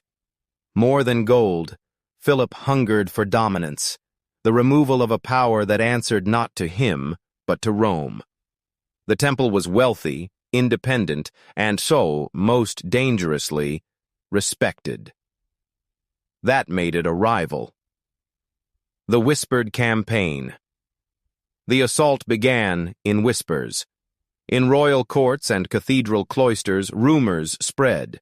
that the Templars' secret rituals concealed heresies, that behind the closed doors of their chapters they had betrayed the very faith they swore to defend. There was no proof, but in the theater of medieval politics, accusation could be as deadly as the sword. Philip pressed Pope Clement V, newly installed in Avignon, and already under French influence. The pontiff hesitated. The Templars were a papal creation, answerable only to the Holy See. Yet Clement, ill and politically isolated, could not resist the relentless pressure from the French crown. By autumn of 1307, the plan was set. It would be a coup not of armies on the field, but of armed men at night. The Dawn Raids. On Friday, the 13th of October, a day whose superstition still lingers centuries later, the trap was sprung. Across France, royal agents struck at once. In Paris, the temple's great gates were battered down. Brothers in their white mantles were seized from their beds, their offices, even from the chapels where they prayed.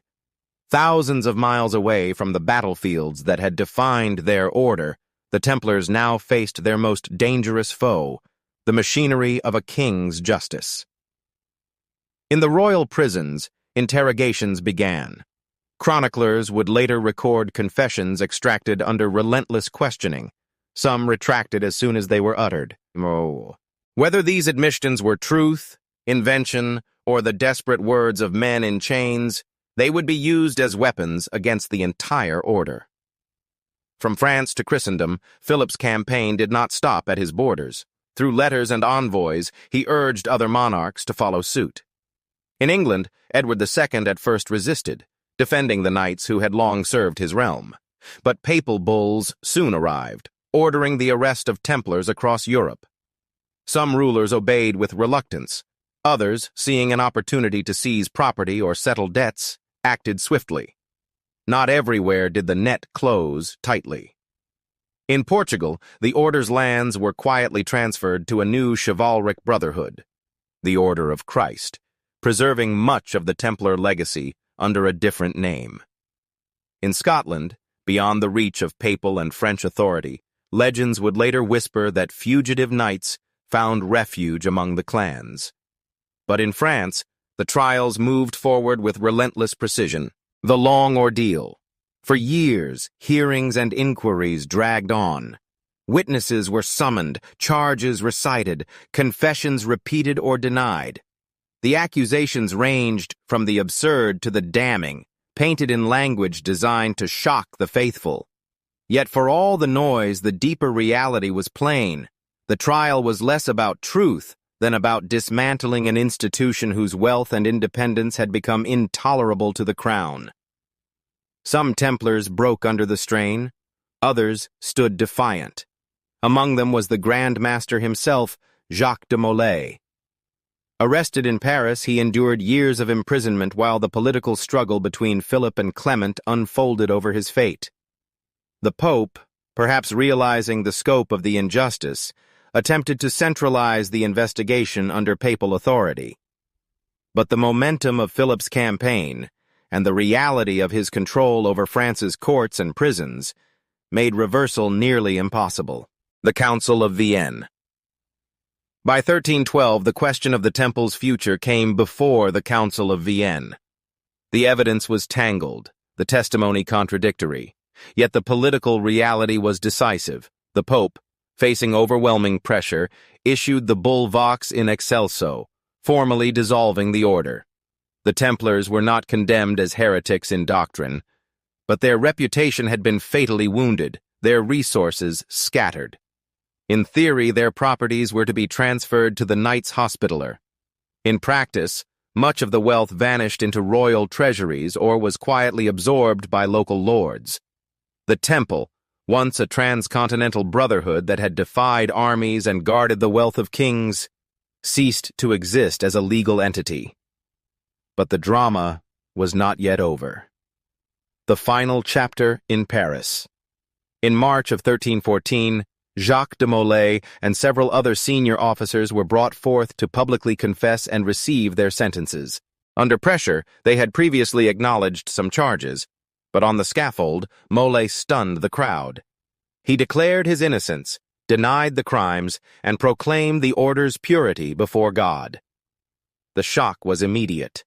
Philip, enraged, ordered that Mole and Geoffrey de Charnay, preceptor of Normandy, be burned alive that very evening. As the flames rose on the Ile de la Cité, the Grand Master's voice carried over the Seine, calling upon God to judge the injustice done to him and his brothers. Chroniclers would later write that he summoned both Pope and King to stand before divine judgment within a year.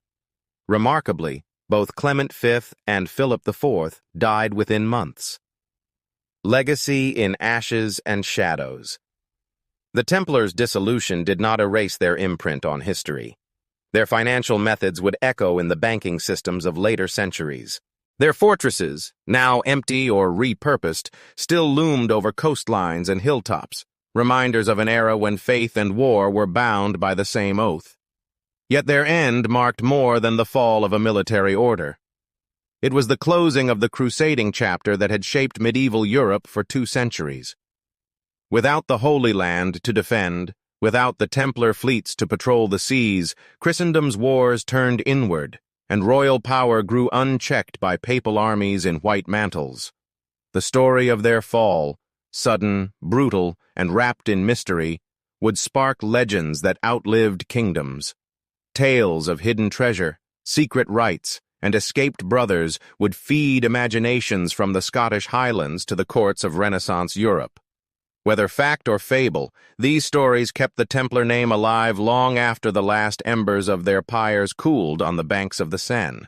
In the cold light of history, their fate is a reminder that power in the medieval world was never simply about swords or gold.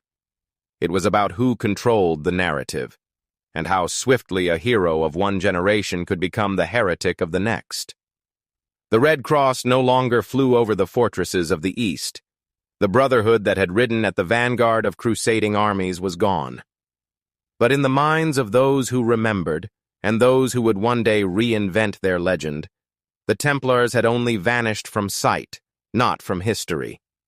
For in the echo of their downfall, there remained the unmistakable sound of hooves on stone, the glint of a white mantle in torchlight, and the enduring question that no trial could silence. What, in the end, had really become of the Knights of the Temple? In this way, their influence slipped quietly from the parade ground into the chancery, from the clang of arms into the ink of ledgers and the clauses of royal law. Legacy and legend.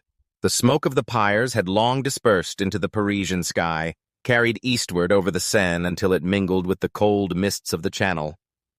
Yet the memory of the Templars did not vanish. Like a bell struck in some distant tower, their story reverberated across centuries, a sound that grew quieter in official chronicles but louder in the imagination of peoples and kingdoms. For all the power of royal edicts and papal bulls, the dissolution of the temple did not extinguish its presence. It transformed it. Deprived of fortresses, ships, and treasuries, the Templars became something more elusive, an idea. And ideas, unlike armies, cannot be dismantled by decree. The practical legacy: banking, warfare, and law. In the decades after 1312, kings and merchants continued to use financial systems the Templars had perfected. Their letters of credit, those simple yet revolutionary slips of parchment that allowed a man to travel across hostile continents without carrying gold, were copied by Italian merchant banks in Florence, Venice, and Genoa. The Hospitallers inherited many of their estates, but even the Hospitallers could not replicate the precision of the Temple's accounting methods, which modern historians would later recognize as early forms of double-entry bookkeeping. In warfare, the idea of disciplined, permanently standing knightly forces lived on. Where feudal levies had once been mustered and dismissed seasonally, rulers began to see the value of professional, year-round fighters, a model the Templars had embodied for nearly 2 centuries. In the laws of Europe, charters granting military orders immunity from local taxes and jurisdiction would inspire later debates about sovereignty and the reach of monarchs. The cultural legacy, the white mantle in memory. And yet, beyond the practical, It was the image of the Templar that endured most vividly. The white mantle with its red cross became a visual shorthand for incorruptible service and divine mission, even though history tells us that the Order's reality was far more complex. Chroniclers of the later Middle Ages, in monasteries from Iberia to Poland, painted them as both martyrs and cautionary tales, noble defenders undone by the envy of kings.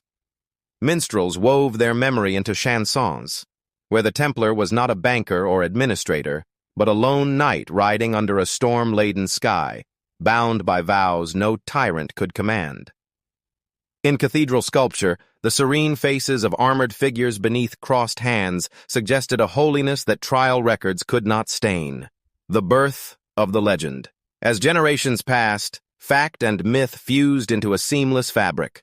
The missing wealth of the Order, much of it absorbed into royal treasuries or lost in the chaos of dissolution, became the seed of endless speculation.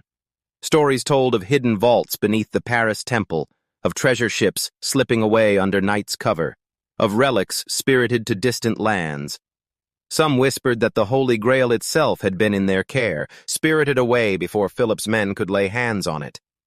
Others claimed they had safeguarded sacred relics from Jerusalem, fragments of the true cross, the Ark of the Covenant, or knowledge from the Temple of Solomon that could shatter the foundations of Christendom. None of these tales can be proven. Most are almost certainly inventions. But their persistence says more about the power of the Templar name than any ledger or battle record could. From the shadows into new guises, in Portugal, the surviving brothers found a second life as members of the newly founded Order of Christ, whose caravels would one day carry explorers like Vasco da Gama around the Cape of Good Hope to India.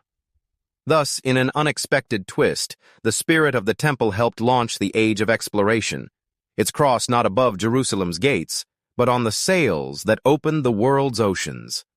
Elsewhere, fugitive knights vanished into the obscurity of history. In Scotland, legend held that Templars fought alongside Robert the Bruce at the Battle of Bannockburn in 1314. A story unrecorded in contemporary chronicles but cherished in later centuries as proof that the Red Cross had not been entirely extinguished. The Templars in Renaissance and Enlightenment thought. By the Renaissance, the Templars had become a symbol ripe for reinterpretation. Secret societies claimed descent from their hidden chapters. Philosophers of the Enlightenment, skeptical of medieval superstition, nevertheless found in them a romantic ideal of disciplined resistance to tyranny. In the salons of Paris and the coffee houses of London, the Order's fall was retold as a parable about the corruption of temporal power and the dangers of allowing any one man, even a king, to wield unchecked authority over faith. In modern imagination, in the centuries that followed, the Templars' shadow lengthened into literature, opera, and eventually the silver screen. Novelists cast them alternately as holy warriors, sinister conspirators, or guardians of world-changing secrets. Filmmakers gave their white mantles the slow, dramatic billow of wind before battle. Video games placed them in labyrinthine plots spanning centuries. In each telling, they were reinvented, yet always recognizably Templar, bound by an oath, moving through the corridors of power, guarding something that others coveted. The enduring mystery. Part of their fascination lies in the unanswered questions. Did any treasure escape Philip's grasp? Did secret knowledge survive in hidden archives? Or is the true legacy of the temple not in gold or relics, but in the enduring human urge to bind ourselves to something greater, to a cause, a creed, or an idea that outlasts us? Historians may point to charters, letters, and archaeological remains, but the Templars belong as much to the realm of collective imagination as they do to the record. In this way, their end was not an erasure but a transformation, from a military order of the Middle Ages into a cultural symbol recognized around the globe. From their humble beginnings in the perilous streets of 12th century Jerusalem to the cataclysm of their downfall on a Parisian island, the Knights Templar lived in a tension between the sword and the spirit, between earthly politics and eternal vows. They were builders of castles and keepers of books, warriors and administrators, sinners and saints. Their rise mirrored the age of the Crusades, a world of holy ideals pursued through human ambition, of faith entangled with power. Their fall mirrored the transition into a new Europe, where monarchs reigned supreme and the Church's military arm no longer held the frontiers of Christendom. Yet even stripped of their banners and fortresses, they refused to vanish from history. In the minds of poets, rebels, and dreamers, the Templars live on, not because they were perfect, but because they were mortal men who dared to bind themselves to an immortal cause. The image endures, a rider in white, the red cross bright against the gathering dusk, moving toward a horizon no king can command.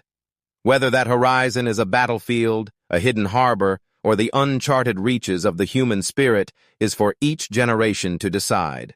For as long as there are tales told by firelight, as long as there are ruins that stir the imagination, and as long as people wonder what becomes of those who disappear into legend, the story of the Knights Templar will not end. It will ride on, half in history, half in myth, a banner still visible through the dust of 7 centuries.